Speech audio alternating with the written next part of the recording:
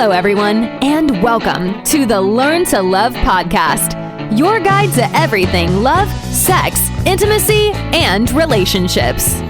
Each week, your host, Zach Beach, interviews new experts on love, including couples therapists, relationship coaches, sex educators, and best-selling authors.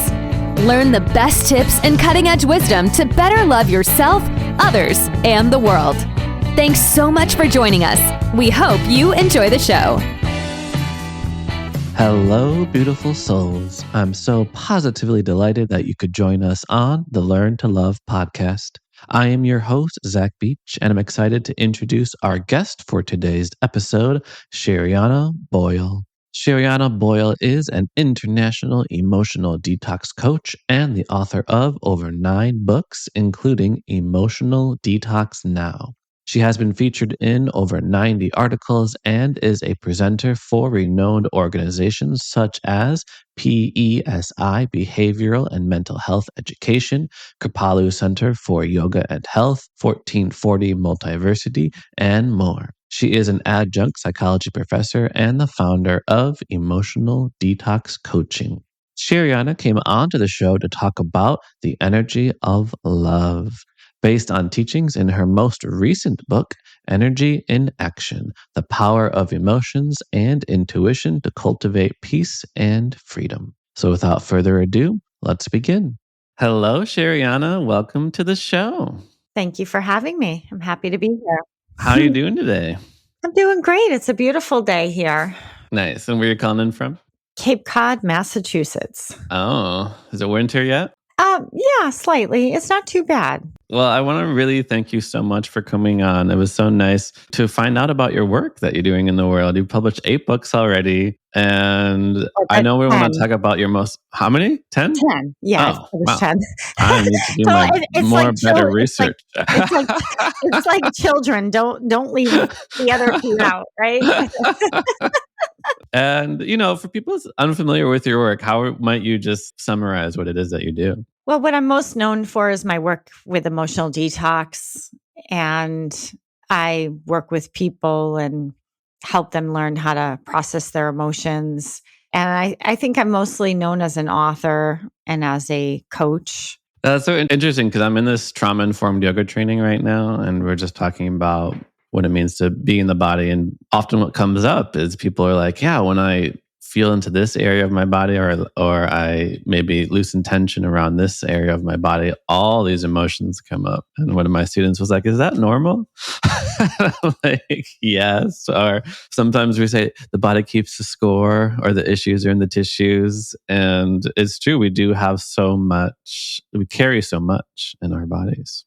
I saw that you're a yoga teacher. I'm a yoga teacher as well. So I've been teaching for well over 20 years now. It's hard to believe it's been that long. I know. And it's amazing when people come up to you kind of after class and they do tell you like what came up, and it seems so simple, like, oh, we're just going to stretch and breathe and relax for a little bit. But within the journey of the body, we discover so much about ourselves and the world. Yeah, it is. It is quite remarkable. I love that when people let you know how that was for them and how it might have helped them. I just got back to teaching in person. I'm online. Okay. I've since COVID, I went online and I've been online, and I just picked up one physical class. So it was really nice to be able to interact with people in person. Yeah, I remember talking with the fellow yoga teacher. It was early on in the pandemic, and we were just talking about how hard it is to kind of teach online. And she was like, we're people. And I was like, we are people. I love being around people. and just the energy of being in a room and practicing together is just so different than conversing through a screen. That being said, being on a screen and connecting via the internet, we are able to work with whoever we want in the world, which is also nice. There's no physical geographical limits. Yeah, definitely. Like you coming on in this podcast all the way in Cape Cod. I know. It is quite remarkable. Yeah, there's certainly advantages. I always feel like I still teach yoga online. I always feel like I'm just talking to the screen. Sharing, I'm just going on and on and on. I just keep talking. But then at the end, I'm reminded, oh yeah, there's people on the other end there. Yeah, I like when I tell jokes and at least somebody maybe smiles on the screen. I'm like, Yeah. okay, somebody's out there. I'm not just talking to the ether over here. So before we get into your latest book, Energy in Action, I'd love to ask you a little bit about some of your other works. One is called Choosing Love. Oh, So I knew you were apropos. gonna, yeah. And look at, I brought it just because I knew. Oh, very nice. I said to myself, all right, you got to come out of the closet, honey. Choosing love. Yeah. And in the book, you write, love is a universal energy that unites us all. It is the spirit of acceptance, the wisdom of letting go, the art of receiving understanding, and the beholder of grace. Getting in touch with this universal love will set you free from both your deepest fears and your everyday stresses. How do you access this type of love? It's as easy as making a choice. I'd love to hear more about that passage. Yeah. So choosing love is all about helping identify our belief systems around love. And what that book is doing is introducing new, not necessarily new meaning, but reinforcing what love really is. Cause we have so much conditioning around love. Like you either have it or you don't kind of thing, that you have to have a certain amount of money or reach a certain point in your life or to be able to even receive love. And so that book is sort of debunks a lot of that and then instead gets people to focus on love as the universal energy. And it's interesting because Zach, I wrote that book in, I think it was 215. It's still timeless. That of course love is, can timeless, any books about love out there. Later on in Emotional Detox for Anxiety, that a little light bulb went off about love. And in that book, I really talk about, and you'll appreciate this, I say love is the only emotion. Everything else is a reaction. Love is the only emotion. And that's kind of when you read that back to me, what's in Choosing Love, that's comes up to mind for me because when you describe it as that universal love, intelligence, it's all encompassing. That's that non reactive state. So I'll say it again. There's only one emotion, love. Everything else is a reaction.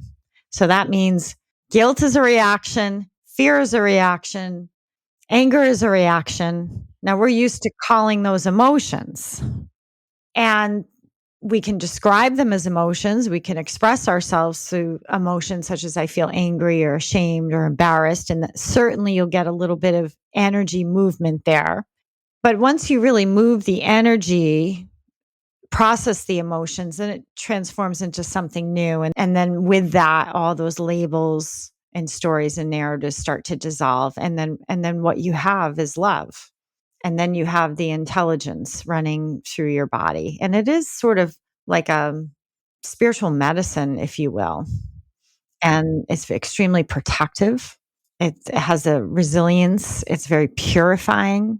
I love that. I love how you started out by saying that love is timeless and that it's this non reactive state, because I do think about and have also trouble verbalizing this basic idea that love is like our true nature. And people are like, what does that mean, true nature? It means like beyond all this stuff, when you remove everything else, the fundamental essence of our being is love.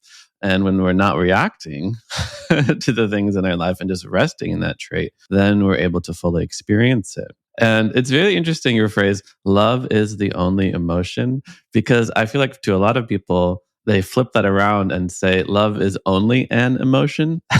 Like that tends to be how people treat this idea of love, that it's a singular emotion that we occasionally experience with other people in our lives. And it's almost reduced to this very simple passing ephemeral experience. So, what do you say to someone who does think that myth that love is only fleeting and passing emotion? Well, I think there's resistance there. When someone says it's temporary, I mean, basically they're saying it's finite and there's temporary and there's endpoints there. And love is not there. It's an infinite energy. So when I hear someone with so little, again, back to the limiting beliefs, and that's what that book, Choosing Love, dismantles. Those are limiting beliefs. Those are conditioning. Then we've got some resistance to experiencing love, and we've got some judgment, and we've got some preconceived notions, and we have some protection going on, and that makes perfect sense. And so what I say is those are reactions. We all have them. And once you really learn how to process your emotions fully and you make it a daily practice, then really what you get to experience is love. And you do that enough times that it's like anything with practice, you'll start to get to know the energy. So quit looking at it as a thing or how it's going to show up in your life or where it is. We have all these fantasies around that. It's going to be tall, dark, and handsome. Be carrying a bouquet of flowers. And we certainly get glimpses of it. We get glimpses of moments of where we notice that unconditional, pure love, where you can perhaps you see it around you. Maybe you know people that have that kind of love for one another, that unconditional love, pure energy. But I think I just hear a little bit of resistance, not a big deal. I would take some time to process that. So those are just some beliefs. So when I tell myself that love comes and goes, it makes me feel.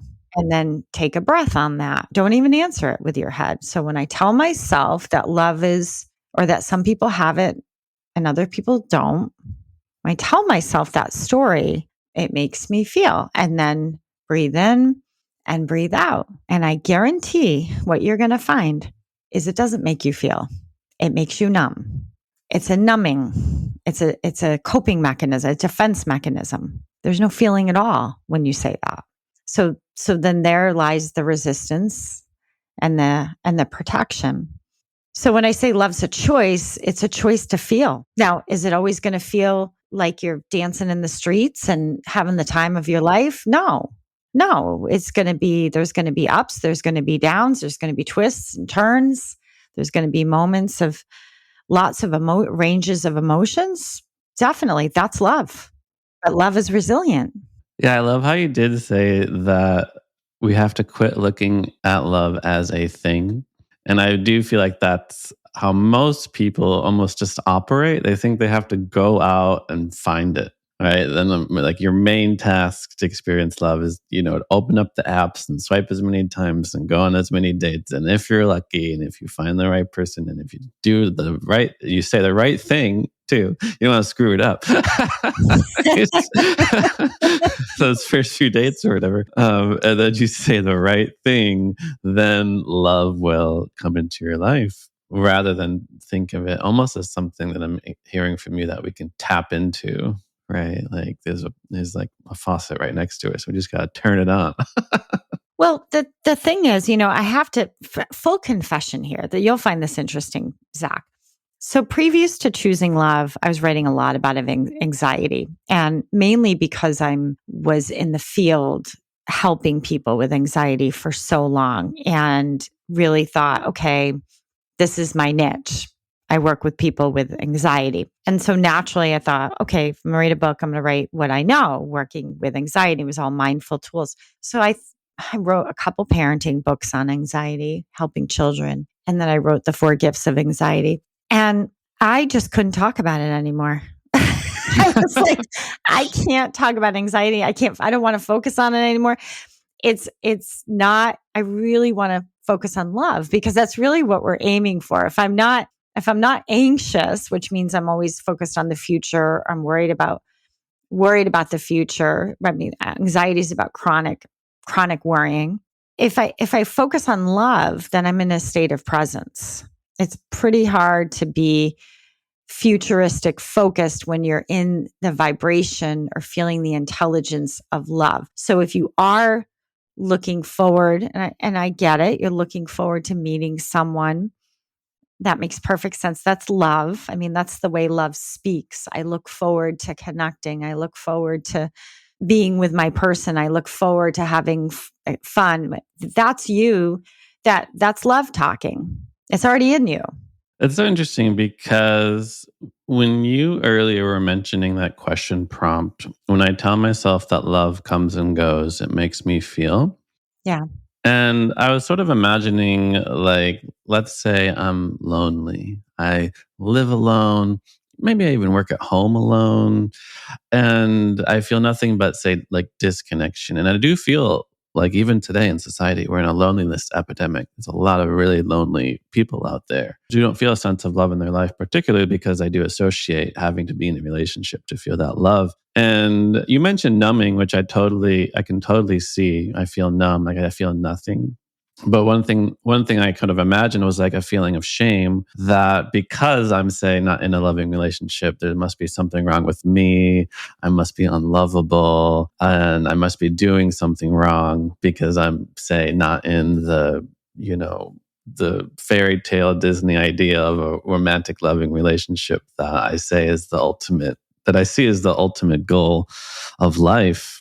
So I am curious about, yeah, when we are in that state of loneliness and disconnection, I can almost equate that, like, how do I know I'm resting in presence? And how do I know I'm just numb or even just like getting high, like I'm just going to maybe smoke some weed or something. And then I can just relax in this moment without any anxiety at all. People are definitely alone more. And there's some habits that have happened in terms of spending time. Sometimes people are face to face and they're on their phones, Zach. It's true. They're right next to each other. And so I think some of it is that there's some shutting down. There's some habits that people have developed. They're not really sure how to be present. It's uncomfortable to be present. I teach psychology very, very part-time. I'm an adjunct psychology professor. And I had the students the other day. You'll appreciate this. I had them sit in silence for 2 minutes, but here was the difference, Zach. I had us all sit in a circle in silence. So normally they're in rows and desks. And so I'm asking them to change their positioning, their environment, and actually sit in a circle of being silent together. It was very difficult for some people and very uncomfortable. And we talked about it after. How was that? And some people, it's just so different because they're used to filling every damn second with a device of some sort or a habit, whether it's a cigarette, whether it's marijuana. I don't know. I mean, I have somebody I'm working with now who's trying to get off marijuana, and it's very, very interesting because they're having a hard time because every time they get anxious, that's what they're used to doing. So you show up as you show up. I don't tell people what to do. I don't tell them to stop taking marijuana or whatever. That's not my job. But what I can do is help people learn how to process what they feel. And if they're in these states of depression, we have to be careful because, yes, there's a loneliness epidemic, especially in our elderly population and with our teenagers. I mean, there's a lot of screens behind closed doors. And I think some of it is depression because, again, a lot of these people might have people around, and yet there's just some kind of disconnect happening. Well, it's so interesting, kind of tying this idea of love being a state of presence into this perceived obstacle of anxiety. Because I'm imagining a couple situations. One, okay, I hear that love puts us in the state of presence. So I'm just going to rest and be with my breath and see if I can tap into this true nature I have of love. 5 seconds go by. I should check my email. 5 more seconds go by.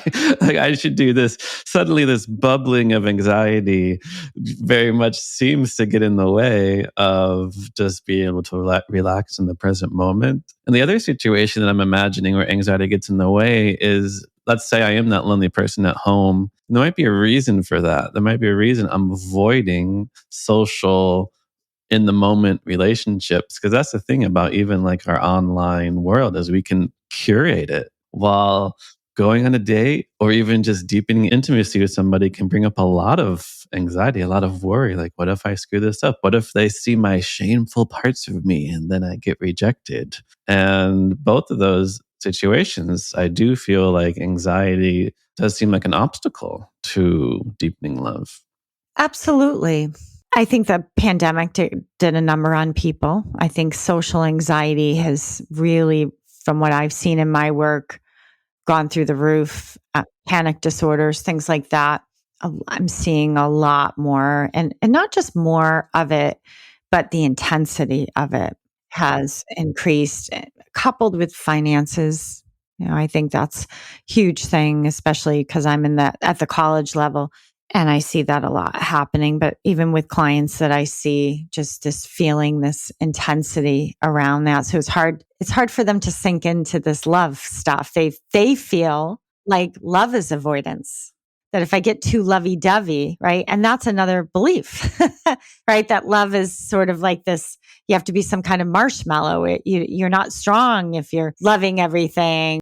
So those are just more belief systems that we want to start to clear. And that's really what I talk about and what I lean into with emotional detox work and the cleanse system I created, which is also in my newest book, Energy in Action. And so really helping people, okay, let's start to clear some of these belief systems. These are reactions. They're not emotions. Let's get that clear first. That even lonely, why can't we treat that as a reaction? I'm lonely. Okay. Again, how much feeling do you get from that, Zach? When someone says that, I'm lonely. I don't have any friends, Zach. Nobody likes me. Is there feeling to that? No, it's just more numbing. And the more I say it, the more I numb. And then the less I have to show up. And if I do that enough, I might get myself in a hole. And then I need help climbing out of that hole because it can be a lot, especially if you've got these outside intrusions, such as social media and things like that, as your source of entertainment. The good thing about the pandemic is it got people outside in nature. And so there were some positives to that for sure. Yeah, I love your phrase earlier that we want to sink into the love stuff, or that your students are hesitant to sink into the love stuff. Because it's just a lovely phrase. We usually say, like, I'm going to sink into the couch. But I'm like, no, just rest in the love. That's like the final step. Because even when we say that thought, say, I have nobody in my life, it's a thought, right? And then we want to shift from like this endless ruminating mind to like, oh, what am I feeling in this? And then once we tap into the feeling, I feel like then we can, as you might say, sink into the love stuff and sort of encompass that with just compassion and kindness and understanding. Like, yeah, life is hard. We are more disconnected than ever before. And we do have to make a little bit more effort to connect with others beyond the screens that we tend to use. That's a big reason why I went back to teaching in person. And trust me, it's not for the money. I went back to the local, I teach at the local YMCA because I said to myself, I'm a little too isolated and winter's coming. And I thought I better get my gym membership going again. And then I thought, maybe I'll teach a class and kind of get back into the swing of things. So yeah, sometimes you have to have enough sense to say, am I too isolated right now? Am I really limiting my ability to become more resilient and feel, whether it's it doesn't have to be lengthy conversations with people, even just feeling the presence of people around you, whether they're quiet in a yoga class or in a restaurant. Because DoorDash has been the thing now. People just order. They'd rather spend 10 more bucks than get in the car, right? And drive and talk to the person who's waiting on them. But then when you do, you realize, wow, it does connect me in a way. I get to know people. There's meaning. Love has meaning.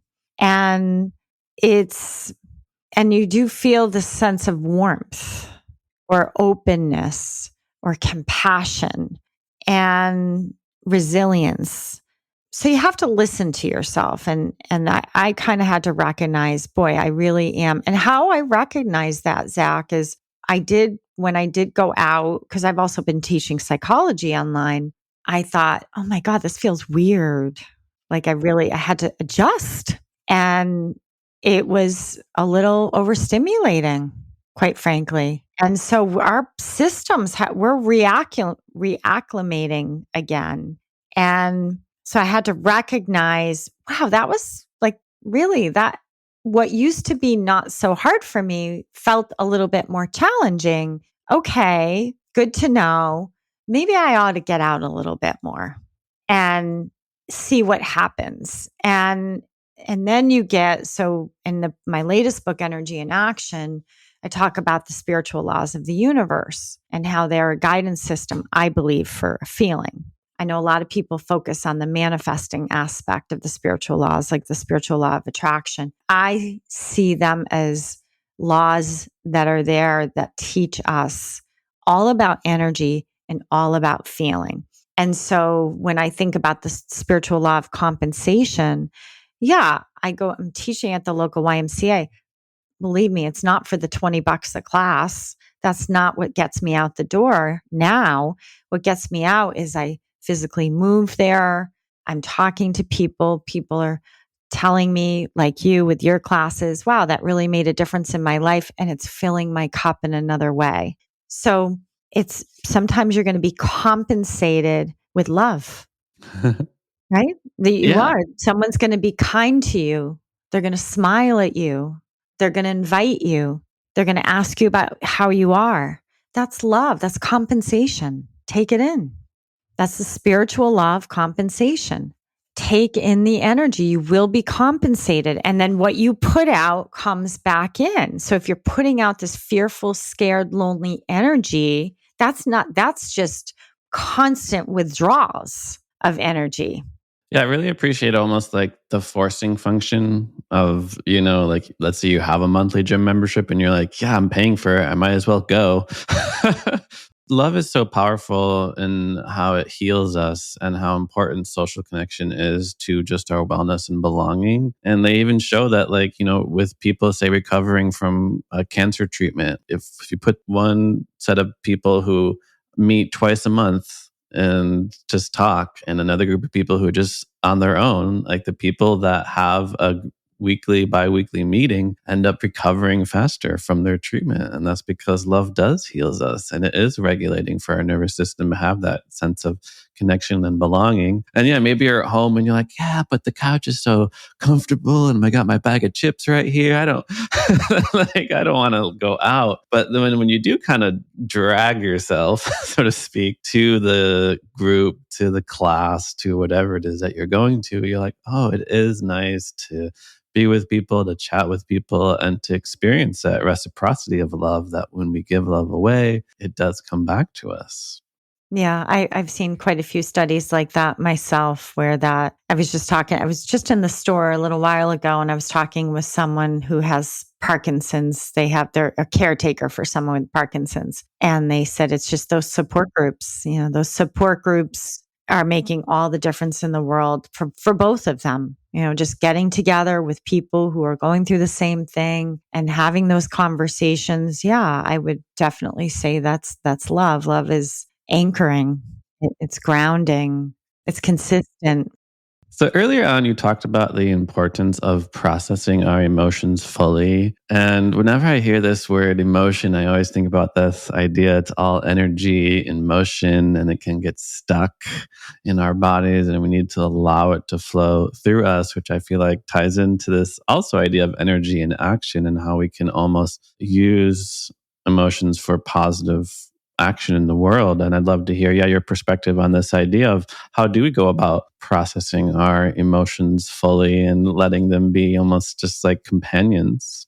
Well, that's what I write about most. And it's not just writing about it. I provide the practices in Energy in Action. I've written 52 practices in there in terms of emotional processing practices. And they're just less than 10 minutes each. And they're in the acronym of CLEANSE. That's the acronym I use to help you remember the steps. Basically, it starts at the C and it ends at the E. But unlike a physical cleanse where you might drink some, concoction, we're cleansing all those reactions that we have. And then where Energy in Action is special, that book, is I combine it with the spiritual laws of the universe. So people can see where they're out of alignment. And those laws are somewhat of a roadmap, a system that we can tune into to kind of see when we're a little off, right? And so as you get to know those spiritual laws, and I write about 13 of them, it is about moving your energy. So emotions, as you were saying, I define it, a lot of people define as energy in action, right? So movement, that the emotion means to move in Latin. And when we are so in our heads or so isolated, and we have these habits of numbing ourselves, whether the habit is saying the same damn thing to yourself all the time, or it's turning to some outside substance, whatever it is, if it's interfering with your sense of giving yourself to fully feel, which means experience your emotions as is, without needing to control them or manage them or micromanage them along the way. So the laws will really help you with that. What I do is I teach people. So, like, let's say there's one law, there's the spiritual law of oneness. And that's where it says everything is one, really educate you about what is that law about and what kinds of reactions come up to let us know we're out of alignment with that law. So one reaction would be, I'm all alone. Okay. Like we were just saying, I don't have anybody, or I'm unsupported, or nobody loves me, all that stuff. Okay. Well, that's very interesting because you're saying all of that. But then we have this beautiful spiritual law, which is like yoga, that based on thousands and thousands, the Hindu texts, years old, that tells us we're one. So there's a mismatch there. So what do we do? Well, if you process your emotions, you can become more in alignment with these laws and who you truly are, and begin to experience things more often than not from a state of oneness. It takes practice. It's not a one and done. And we have things we have to work through, and they're going to come up, and then you just work through them, but you get better at it, and then you can become more resilient. And before you know it, it becomes the foundation of what you function off of. That's kind of like this love platform, and it's like home kind of thing. I love that. Just coming home. I've been thinking about that a lot too myself, that like the only true home we have is the one in the heart. And we can always feel at home if we're able to just be with our breath, with mindfulness and concentration and openness. And as you mentioned, being able to fully feel and experience our emotions without needing to manage them and micromanage, as you said. I love that. And you kind of tied into it a little bit, because I was curious, because so many people are familiar with this idea of law of attraction. And here you have 13 spiritual laws of the universe. And I was wondering, where these spiritual laws came from. Yeah, so they came from the Hindu, like I said, the Vedas, the Hindu text. They don't have a name on them. I mean, they were written in a book called the Kabbalion, the Upanishads, and they didn't want anyone to sort of claim as kind of like the creator or the author of the law.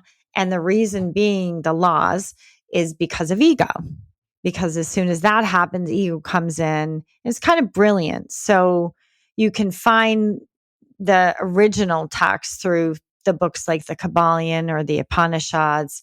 So that's what these laws, and they're thousands and thousands of years old. The other piece that's thousands of years old that I incorporate, that I do a lot of, I don't know about you, Zach, but I find that when I teach yoga or when I meditate, I get a lot of intuitive connect pretty strongly. I was really guided to incorporate into energy in action something called the rays of light, which are kind of like an intelligent energy. And these rays of light are also thousands and thousands of years old.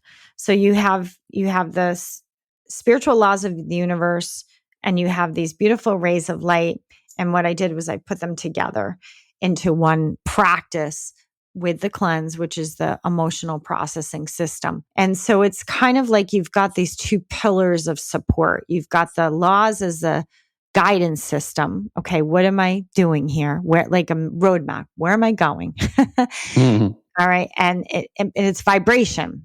And then you have these beautiful rays of light. And when you couple them with together like that, then you can really experience things on a higher consciousness level, if you will, because love is a higher consciousness frequency. I mean, you can drop in and out of it. Does love go away? No, you go away. Your consciousness goes down. Love doesn't go anywhere. I love that. Love doesn't go away. You might go away. Yeah. I love that so much because I do sometimes feel like a lot of like spiritual teachings, they're all kind of a big ruse. Like you're kind of tricking somebody to like do something so that they discover something else. So you're like, okay, just don't worry about the mumbo jumbo. Just listen to your breath. And they're like, oh, okay, I can do that. And then what does the breath do? Well, it brings you into your body. And that's when you start to notice your heart. That's when you start to notice, whoa, these emotions coming into your body. That's when you also start to get in touch with a different sort of wisdom than one you may have been taught in school, that in order to become wise, we have to stuff as many books from the external world into our own head versus discover a source inside of us of wisdom. And we have this word intuition, which I feel like points to that deeper level of knowing and deeper state of knowing. Yeah, I'd love to hear more about what intuition means to you. Do you feel like people aren't in touch with this level of intuition? Does it arise in the body for you, or is it someplace else? But definitely, I think I didn't realize it when I was teaching yoga, and I'd have people come to my classes. And at one point, would have yoga teachers come to my classes. And I remember one of them pulled me aside one day, and they said, "How do you prepare for class? Like, how do you come up with all that and say what you say?" And I was like, I don't do any preparation. And she was like, you don't think about like a theme or You never write it down. yeah, or write it down. I mean, of course, when I first started, yeah, I'd have my little note cards and try to, but that was a really pivotal moment for me. Maybe she thought I was helping her, but I think she helped me recognize something in myself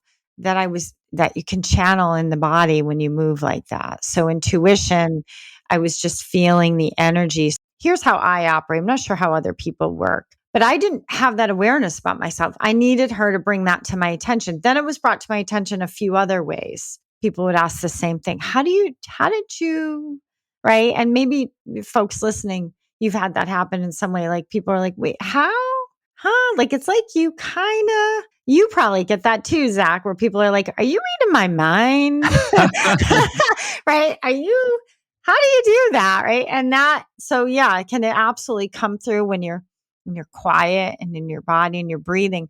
So what happens with me is the way that I teach emotional processing is a lot with breath, Zach, in the system cleanse. There is a lot of breath. I can't even function as a coach, as a teacher, if people aren't breathing. Like if I've got people in front of me and they're out to lunch, like they're just going through the motions, which happens in this day and age, and they're kind of in their own heads, but yet they're moving their body, because you can do that. You can move your body and not even be present. We're skilled enough Yeah, we where do it all the time. we can go through the motions and then maybe be present for like the last 5 minutes of class or something, right? And that takes time. And so for me as a teacher, what I've learned is I've got to get them breathing, because as soon as they're breathing, intuitively, I know what's happening in that room. It's almost like their breath for me it's information. So when you talk about intuition, it's how I get my information. It's from breath. Teaching breath, getting them to breathe. I'm breathing, at least the majority of people to breathe. Soon as that breath comes in, truth comes in. Now you know what you're dealing with. And now you know what the needs are. You know what the moves are that people need to, what postures would benefit from them. It just everything that it's like a story that just kicks in, or a movie where you're watching it. You're like, what the hell's going on? I don't know who's what, who. And then all of a sudden you're like, oh, I know what's going on. And you're into the movie. That's what it's like for me when people start breathing. And so that's how I've sort of developed my intuition. Unknowingly, did not know that was happening. And now I do. So now that I'm aware, and everybody's going to be different with intuition, the way you pick it up. And now that I'm aware, I use it to my advantage. And I get right to it. I don't wait too long before I'm really making sure that we've got some breathing happening in the room, because that's going to be the best way that I can support people and myself. I always love that metaphor. Yeah, people get so caught up in the movie, not realizing it's just a movie. They need to turn around, check out the light. And earlier, when you did mention love is the only emotion, everything else is a reaction, I was thinking it's such a lovely take on this basic idea that love is the only thing that is real and everything else is illusion. And we do have to step out of that to discover the realness that love is. So I've been loving this conversation. There's so much more we could talk about. You have this wealth of work, but unfortunately, we are running low on time. So I do have to finish by asking you the question I ask all of my guests, which is, what do you wish everyone knew about love? That you can access it through emotional processing. That's very accessible that way. Half of our listeners just went, oh no. I didn't say, it's not going to be given to you on a silver platter. I'm sorry. I had to go through it too. I'm right there with you. I mean, and I've been married for, how long have I been married? 25 years. Yeah. Because I just had a big one. So I've been married for 25 years. And that's, but it probably half my marriage, I didn't even know what the hell love was. So it took me a bit. But once I figured it out, once I connected to it, everything changed. So whether you're with someone or not, just because somebody's with someone doesn't really mean that they know love. So once I started processing my emotions and letting those barriers down, and love's contagious, folks. That's the other thing. Fear's contagious, but love is too. No, it's so important that we can access love through emotional processing, through working through the other stuff. We can sink into the love stuff. That's right. Well, thank you so much, Sherianna Boyle, for coming on to the show. Your newest book is Energy in Action, The Power of Emotions and Intuition to Cultivate Peace and Freedom. For our listeners who want to learn more about you, how can they find you? It's my name. So it's sheriannaboyle.com. Cool. And I do emotional processing every Tuesday night, by the way. Okay. Yeah, online for 30 minutes. So people come on and I just guide you right through how to do it. So if you need help, there's a whole wonderful group of people there and you don't need your camera on either. You can be in your pajamas. I don't care. But as long as you process your emotions, that's what matters. Wonderful. Yeah. Well, thank you so much for coming on and sharing your wealth of wisdom. And I encourage all of our listeners to check out your lovely body of work. Not 10 books. Sorry about that at the beginning. Lose count after a while. And the latest one being Energy in Action. Thanks again, Sherianna. Thank you. What an incredible interview. Thank you so much, listeners, for listening to the show. We hope you remember many of the valuable lessons that Sherianna shared with us today, including that love is a timeless, non-reactive state. Love puts us in a state of presence. Love is the only emotion. Everything else is a reaction. Love is our greatest form of protection, guidance, and wisdom, and also a tool for transformation, growth, and strength. If we don't think or feel this way, we have to look at our limiting beliefs that are getting in the way. In this age of loneliness, we have to be intentional about cultivating social connection. And don't forget the spiritual law of compensation. What you put out into the world comes back in.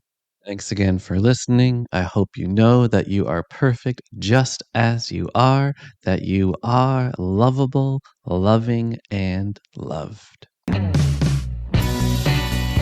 Thanks again for listening to the Learn to Love podcast. To learn more about the show and your host, head over to zachbeach.com or theheartcenter.com. You can also follow Zach on Facebook, Twitter, and Instagram.